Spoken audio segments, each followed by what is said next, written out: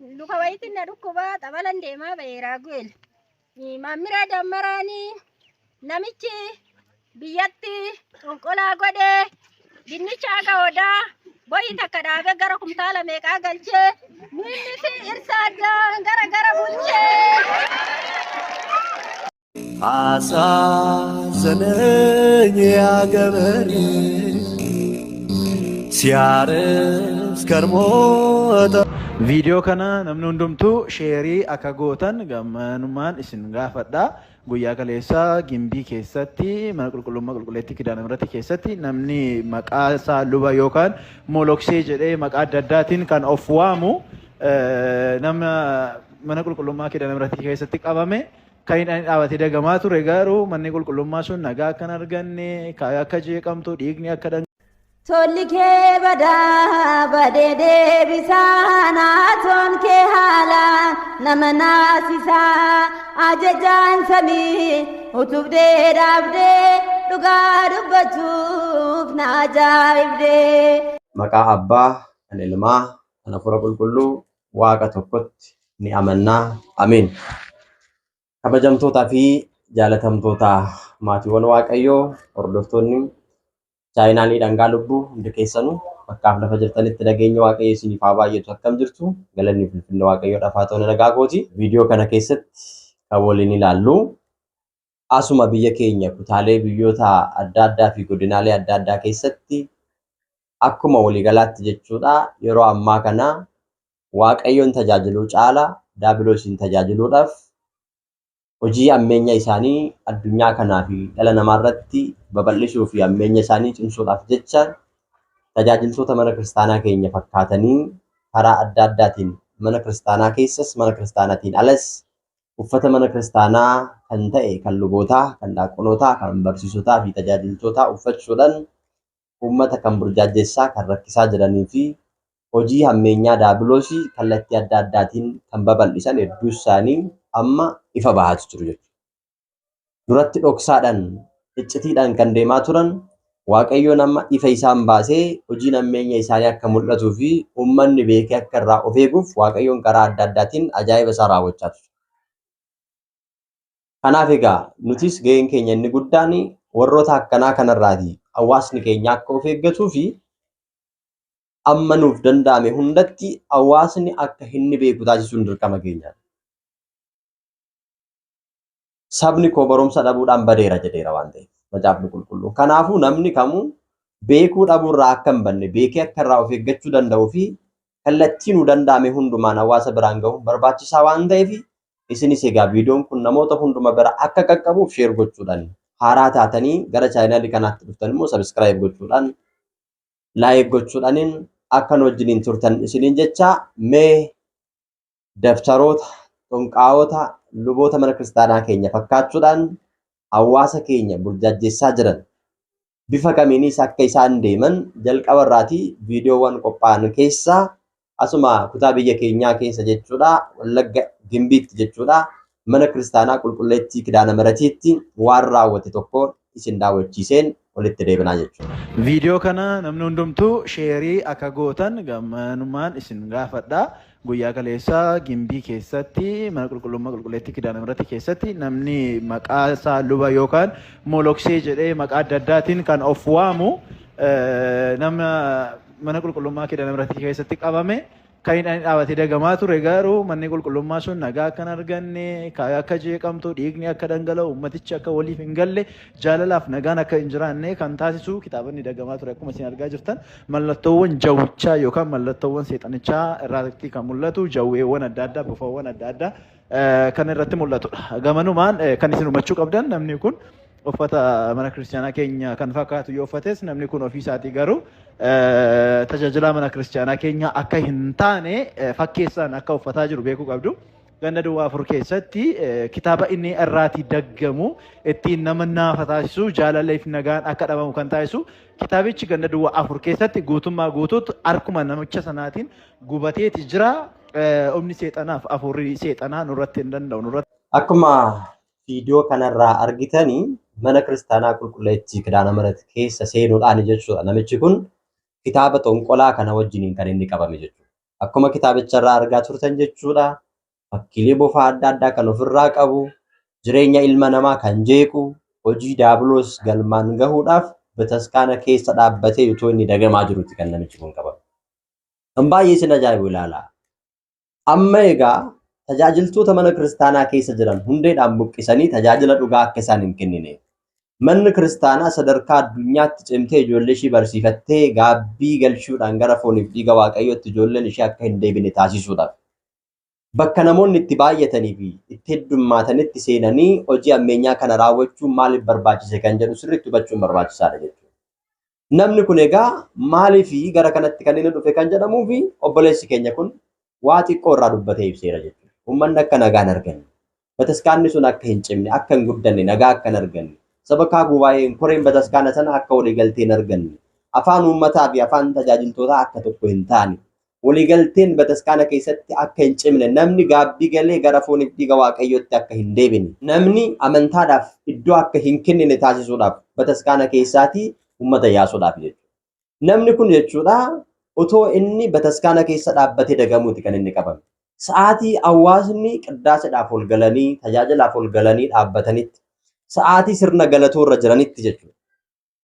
Egaa bataskaana keessatti akkuma beektan namni sanbata gaafa bataskaana deemu galata durbuu maariyaam qabatee, wuddaasee qabatee, kitaabota kadhannaa adda addaa qabatee mana kiristaanaa kan seenu jechuudha. Naxalaasaa uffatee waaqa isaa kan irraa ittiin galateeffatu jechuudha. Namni kunis akka irratti hin beekamne akka nama kadhannaa gaggeessutti jechuudha. Kan inni hawaasa wajjin seenee digimtii kana jalqabe jechuudha laala. Kitaabni inni irraa dagamaa ture immoo kan nama burjaajjessu, nagaa kan nama dhorku, namni akka dhiiga dhangalaasu kan taasisu, hojiin diiyaabiloosii akka achi keessatti babal'atu, dhalli namaa waaqayyo wajjiniin akka walitti dhufeenyi isaa hin cimne, akka waaqa wajjin walitti hin araaramne taasisuudhaaf jechuudha. Egaa dhugaa dubbachuudhaaf namni kun hanga kanatti bataskaana seenee hojii digimtii fi hojii diiyaabiloos, hojii ammeenyaa kana bataskaana irratti kan hojjetu yoo ta'e namoota dhuunfaa irratti ammam hojjeta kan jedhu tilmaamuun baay'ee nama rakkisu. Naannoo itti jiraatutti, hawaasa itti jiraatutti, akkasuma immoo hojii ammeenyaa kana kan raawwatan isa hordofanii kan isa duukaa bu'an kanneen biroos jiru waan ta'eef isaaniif immoo hojii ammeenyaa kana ammam hojjetaa kan jedhu sirriitti tilmaamuun baay'eetti nama rakkisu jechuudha. Egaa kallattii kanaan jechuudha. Addunyaa kanarratti jechuudha diiyaabiloosii warra kan isaa ta'an fayyadamuudhaan ijoollee waaqayyoo mana kiristaanaa keessaa kan inni baasuu fi kan inni balleessu jechuudha. Akka namni waaqayyoon hin tajaajille, akka namni waaqayyoon hin galateeffanne, lapheen namaa waaqayyoon akka qulqullummaadhaan hin amanne, cubbuu keessaa namni akka hin baane, akka sammuun isaa adoodu, yaadni isaa akka jalaa bittinnaa'u, kan inni qabeenyi isaa, nageenyi isaa akka jalaa jeeqamu, fayyaa akka hin arganne, namni akka gara bataskaanaa hin deemne. Indahum bataskaana deemuu dhiisuudhaan, cuuphamuu dhiisuudhaan, tsabala xammaqamuu dhiisuudhaan, mana kiristaanaa deemuu dhiisuudhaan, gaabbii galuu dhiisuudhaan fooniif dhiiga waaqayyoo irraa fagaatee namni hojii hafuura hammeenyaa kanaan qabamee harkifamee gara isaanitti akka dhufu taasisuudhaaf jecha amma bataskaana seenanii kana hojjechuutti gaaniiru laala. Namni kun egaa kitaaba xonqolaa kana wajjin qabamee kitaabni xonqolaa kunis immoo akka gubatuu fi uummanni jechuudha dirqamsiisee kitaaba kana akka inni gubu taasiseera. Akkuma viidiyoo sana irratti argitan kitaaba xonqolaa inni qabatee ittiin hojii ammeenyaa hojjechaa ture kanaa fi bataskaana irratti ittiin dagamaa ture uummata ittiin jaanjessuudhaaf, uummata ittiin joorsuudhaaf, bataskaanni tajaajila akka dhaabuuf taasisuudhaaf yaalii gaggeessaa yemmaa turetti jechuudha to'annoo uummataatii fi waaqayyoon iccitiisaa jalaa baasee qabameera. Kitaabichis gubateera. Garuu wanti itti yaadamuu fi beekamuu qabu inni guddaan kitaabni kun harka isaa irra kan jiru gubateera. Mana isaa keessa kan jiru gabaarratti jechuudha xonqaawwanni bifa kanaatiin hawaasni akka itti jaanja'uuf yaadamee hojii hafuura hamaa diiyaabiloosiin kan qophaa'e iddoo biraatii hundee isaa dhabameera kan jedhu yaaduun barbaachisaadha jechuudha. Kitaabni kun harka isaa irra kan jirutu gubate malee mana isaa keessa kan jiru yoona kanaa oliidha jechuudha. Kan inni qabatee socho'u qofa miti kan laalu nurra jiraatu. Dabalatammoo jalqabama hojiin nama kanaa maali? Kaayyoon nama kanaa maali kan jedhu qoratamee bira gahamuu danda'utu irra jiraata. Callifamee namni kun hojii hammeenyaa hojjete jedhamee qabamee amma faarfamee gallakkifamu osoo hin taane namoota biraadhaafis waan barumsa ta'u tarkaanfii irratti fudhatamuu danda'utu irra jiraata. Seeratti dhiyaatee gaafatamuu qabaata. Dudduuba isaa isa wajjin hojjechaa kan jiran eenyu akka ta'an sirriitti beekamuun danda'utu irra jiraata tureyyuudha jechuudha. Haa ta'u malee uummanni sakatta'iinsa yookiin immoo qorannoo taasisaniiru. Mee qorannoo isaanii kana haa ilaallu. Qorannoon kun immoo gahaadha kan jedhu mee ofumaa keenya haa madaallu yaada keessan koomintii jalatti barreessaa.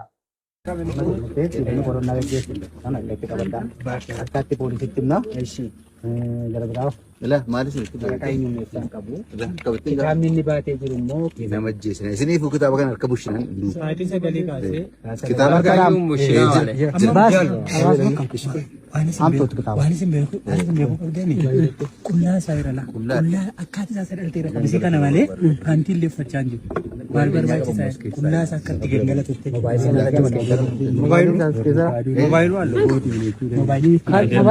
moobaayiluu namni kun jechuudha waraqaa eenyummeessaa yookiin immoo waraqaa eenyummaa isaa isa ibsu illee hin qabu jechuudha. Eenyummaan isaa maal akka ta'e, hojii isaa maal akka ta'e illee wanti isa ibsu hin jiru jechuudha.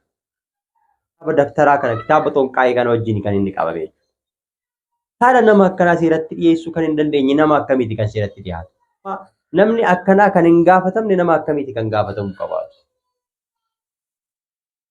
Kana beekuun sirriitti barbaachisaadha jechuudha.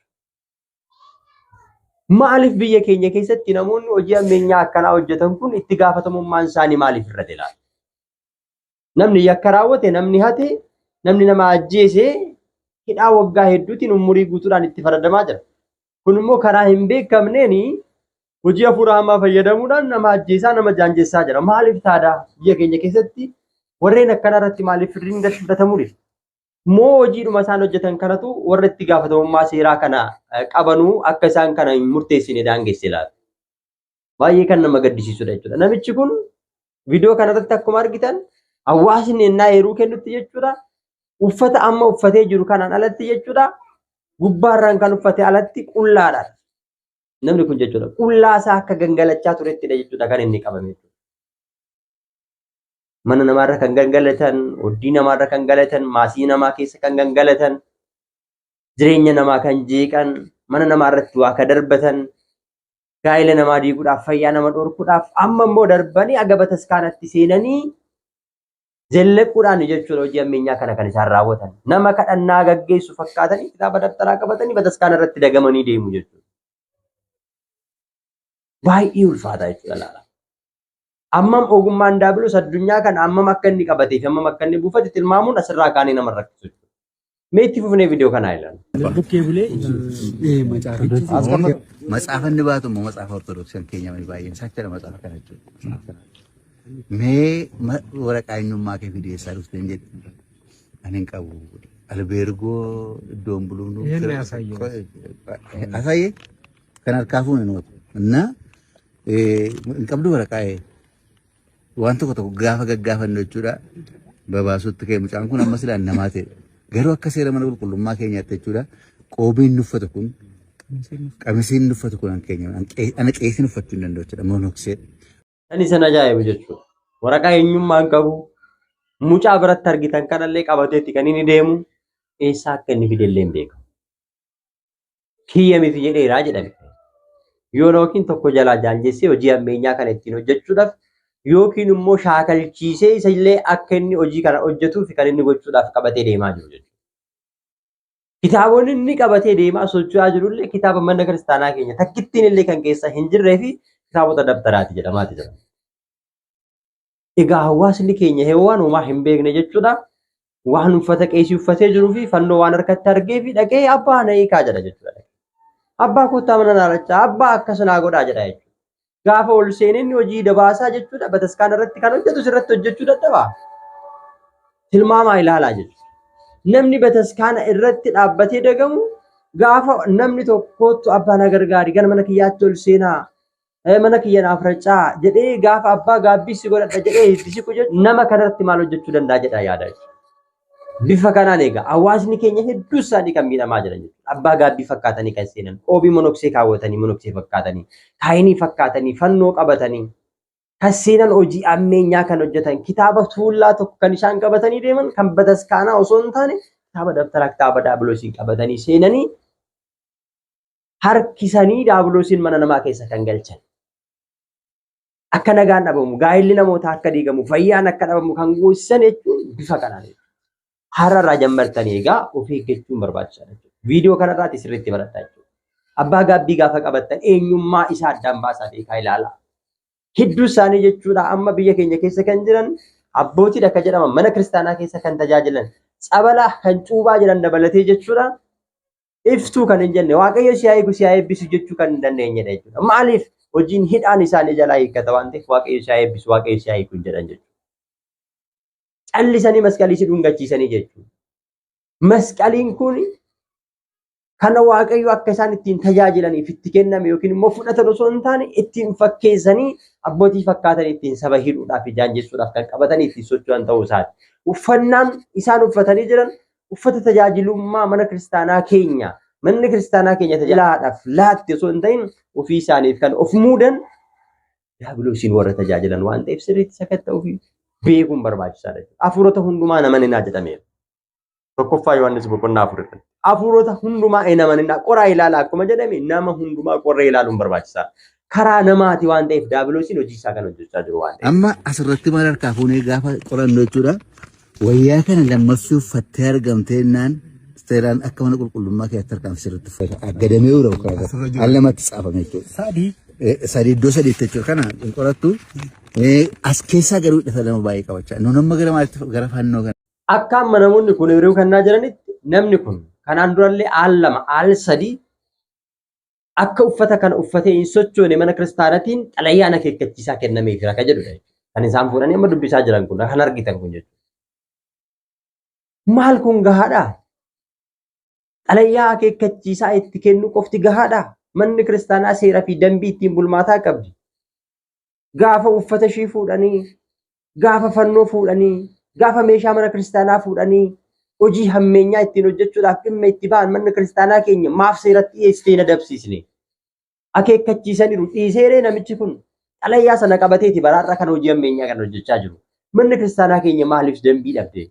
Maaliif seera kabachiisuu dadhabde? Abbootiin kana seera kabachiisuu dadhabanii? Phaawulos baruu hundumtu seeraan haa ta'u jedheera. Seeratti maaliif hin dhiyeessine? Xalayyaa qofa barreessanii itti kennuun maaliif gahaadha? Nama kana dhoorkan jechuudha hin dhoorkineem.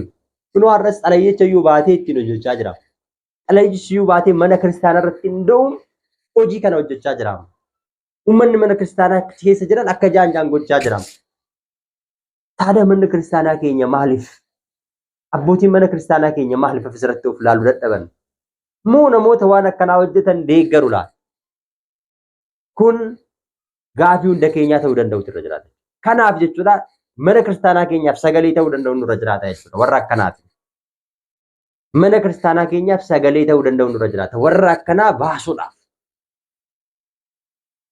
Manni kiristaanaa keenya xalayyaa barreessitee kennuu qofa osoo hin taane daangeessuu, seeratti dhiyeessuu, adabsiisuuf mirga guutuu qabdi turte jechuudha.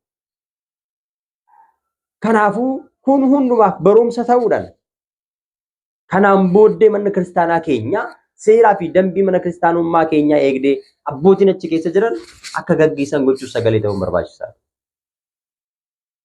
Amma bar iddoo tokko iddoo lamatti hin jedhamu. Bakka adda addaatti hojiin akkanaa babal'ateera. Muuneessaa bakka jedhamuttis dabtaraan qeesii fakkaatee hawaasa nan tajaajila jedhee seenee diraamaa inni isaan irratti hojjetame viidiyoo kanarraa jedha.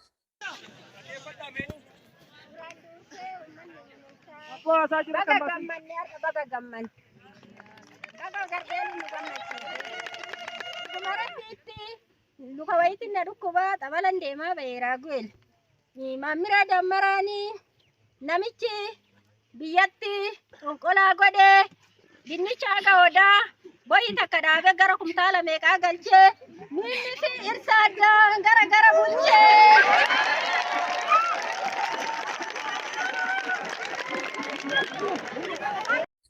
Akkuma dhageessan namicha kana qeesii fakkaachuudhaan dabtaraan hawaasatti makamee hawaasa wajjin otoo jiraachaa jiru ofii isaatii jechuudha salaabiin sassaabee dinnicha booyii lama booyii tokko qotee kumtaala meeqa kan galchu hawaasni garuu harka qullaa hambisee isa irra darbee immoo abbaa manaa fi haadha manaa dhirsaaf niitii addaan baasa jedhamaa jira. Sadarkaa kanarra geenye irra gaa'udha. Mee isinitti haa fakkaatu isin murteessaa. Mee yaada keessan koomentii irratti barreessaa. Namni kaatee hawaasa keessa seenuudhaan bataskaanan tajaajila jedhee dhufuudhaan seenuudhaan dahoo godhachuudhaan erga bataskaanatti seeneen booddee abbaa manaaf haadha manaa hanga addaan baasutti jireenya hawaasaa hanga jeequtti ka gaheedha jechuudha laalaaf. Tokkoffaa manni kiristaanaa keenya tajaajiltoota akkanaa bataskaanaaf gaafa ergitu ragaa maaliitiin sakatta'insa maaliitiin mirkaneessiteeti jechuudha. Warreen abbootiin aangorra jiran namoota akkanaa bataskaanaaf jedhanii hawaasaaf kan ergan. Kun sirriitti qulqulleeffamuu fi hawaasni keenya qo'achuu danda'utu irra jiraata jechuudha. Rakkinni lubootaa, rakkinni tajaajiltoota bakka adda addaatti gaafa mudatu hawaasni keenya tajaajiltoota nu ramadaa jedhamee gaafa gaafatan tajaajilaan dhufu kun eenyu ka jedhu sakatta'uu danda'uun irra jiraata. Qaamni kana ergus namoota kana ergus akka tajaajiluuf uummata kiristaanaa akka kaasuuf uummata gaabbii akka kennisiisuuf garuu kaayyoon isaa kunoo hiikuudhaaf hidhuudhaaf dhirsaafneetii addaan hiikuudha. Warri dhufan garuu kaayyoo sanaaf osoo hin ta'in dhirsaafneetii addaan hiikuudhaaf nagaa nama dhoorkuudhaaf bataskaana nagaa dhoorkuudhaaf qabeenya bataskaanaa saamuudhaaf kan isaan deemaa jiran waan ta'eef kana hundumti keenyatti gaafatamummaa fudhannee itti yaaduun barbaachisaadha. Lafa galatti akkuma waganeen jedhe san nutti Maammiree Dammaraanii barana Raagu'eel biyya Mojoo deemee Xabala deemeen biyya Muuneessaatti raanni ba'aa jira. Namichi margeetan hin qabamaa irsaafniitti gara bulchaa ollaa afaan ol wallaalchisee.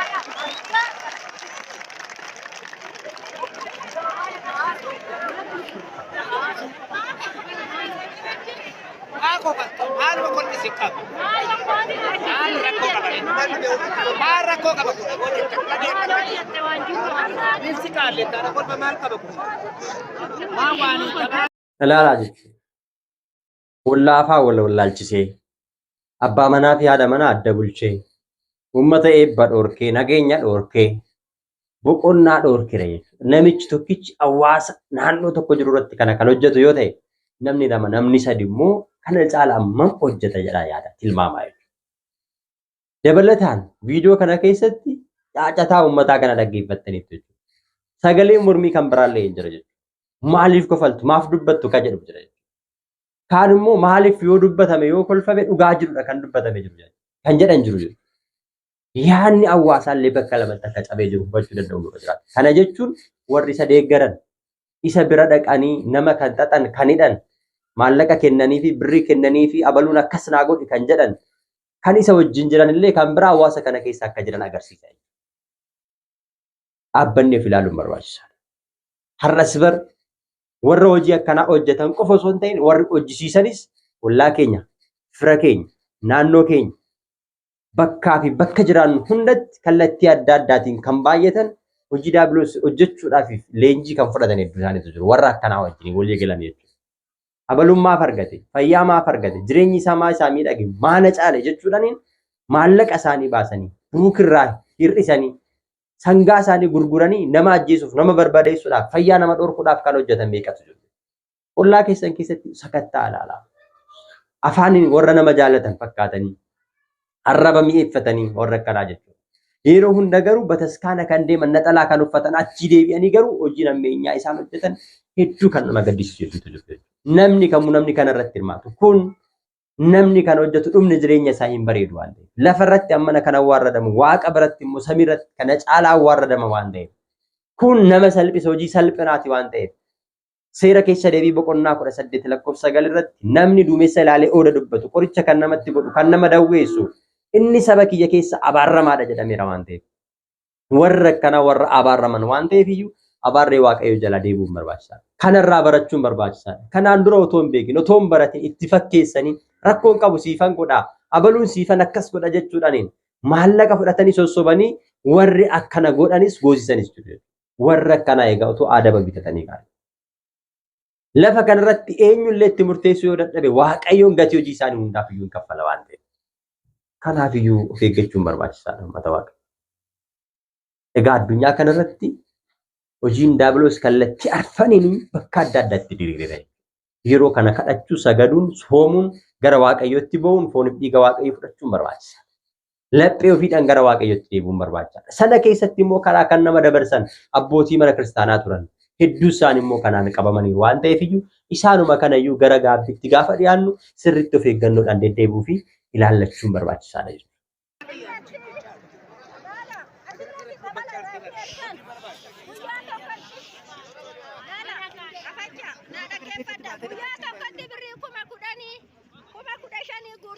Mimmin akka duutee xabala kanallee ofii xammaqee birrii kinoo hummanni fayyaa ofiitti achitti galchaa jiru. Ganama iyyeettinillee birrii shan achi isa guurrachuuf qophii godhee ummata muunessaa itti awwaalee ejaa dubbata. Mojoo lallabame jedhee Maammiree Dammaraan nutti mee waaqa kadhannee mucaan tokko jala seedha. 46 itti goosisee akka inni wanna kananiin na jedha mucaan tabsee kaawwatee achitti iyyaa makaraa nu godhe xaayituu damee badhaadha. Mucaan illee isarraa illee akka hiiku mimmirraa illee akka hiiku xaballi keenya Raagu'eel waraabamee garbeen keenya illee nu xammaqamee hiriiraan uummatarraa hiikee birrii biyya achitti mazooratti 300 hin biteessan qad godhee hoonuu deebisee garbeen itti xumuram. Gadi salakkin hookaan Filannoo hawaasa keenyaa ilaala. Haati kun kan isaan jedhan keessa isaaniitti kan isaanitti dhaga'ame uummata kanarratti awwaalameera jedha ilaala. Tokkoon namaa irratti uummata irratti hawaasa irratti awwaalameera. Dabalataan immoo birrii mana cabalaadhaaf jecha ijaarsa bataskaanaadhaaf jecha hawaasni walitti qabate fuudhee lafa hin bitate 300 jedha. Kana deebisuu qabaa jedha. Kaan immoo 466 itti hojjisiisee dargaggoonni boru egeree biyya kanaa ta'an akka isaan jaanja'anii manatti hafan duubatti deebisee iddoo cabalaa jira. Kanarraa illee nuuf hiikuu qabanidha. Maqaas dhaanii namarraa eegamu namni irratti hojjetellee heeraniiru jechuudha. Aga kana dasitti beekameera laalaa. Yoo inni kana hin goone gadi lakkisnu. Osoo ijjannoon namoota biyya kana bulchanis bulchitoota bataskaanaa fi hooggantoota bataskaanaa keenya gaggeessota warra jedhaman warra kana ergan birattis ciminni akkanaa jiraatee silaa hojiin akkanaa hawaasa irratti hojjetamu. Egaa haati kun kan dubbatan irraa haa eegsisu jedhan daabiloos hidhuu malee hiikuu hin beeku. Kan isaaniidhaan kan hiiku humni waaqayyoo kan irra bule cabala amantii keenya sagada sooma kadhannaadha jechuudha. Har'a nama hedduutu hidhamee mana keessa jira. Nama hedduutu algaa irratti hafe. Nama hedduutu osoo hojjetuu bakka hojii gallakkisee manatti deebi'e. Rakkoo adda addaatiin namoota hedduutu qabamee jira. Haala hin beekamne rakkoo hin taane keessa kan galan hedduutu jira. Ka'umsi waan kanaa kanneen kana. Kanaafuu dammaquutu nurra jira. Bataskaana keenyaaf sagalee ta'uu nurra jira. Walii keenya wal eeguu danda'u nurra jira.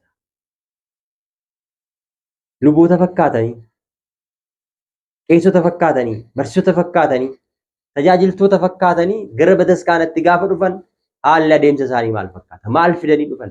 Mana dhuunfaa isaan keessatti maal hojjetu? Yeroo asii deeman iddoo biraatti maal hojjetu kan jedhu sirriitti sagatta'uun barbaachisaadha. Bulchitoonni bataskaanaa keenyas bataskaanaaf tajaajilaadha jedhamee gaafa ergamu eenyuun akka ergitan addaan baastanii beekuun barbaachisaadha. Kana hin taane taanaan namni sin gaafachuu baatu waaqayyoon inni samii sin gaafata. Hundumtuu gatii hojii isaan argatan. Kanaafuu egaa addunyaa kanarratti keessumattuu biyyoota kana keessumattuu biyya keenya keessatti wanti amma raawwatamaa jiru waan baay'ee nama gaddisiisu. Kanaafuu nuti inni guddaan kun hundi akka nurratti hin hojjenneef dammaquu danda'u nurra jira. Yeroo yerootti cabala cuuphamuun, yeroo yerootti gaabbii galuun, yeroo yerootti kadhannaa gaggeessuun, yeroo yerootti sagadaan cimuun, yeroo yerootti amantaa keenyaan jabaannee dhaabbachuun baay'eetti barbaachisaadha. Kana hin taane taanaan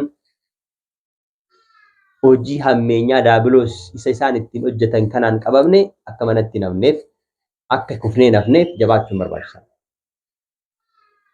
Yoo nuti jabaanne, yoo nuti kadhanne, yoo nuti waaqayyotti boonye, waaqayyos nu gargaara, iccitii isaaniis hin baasa. Akkanattis ni saaxilamu jechuudha. Kana qofa miti.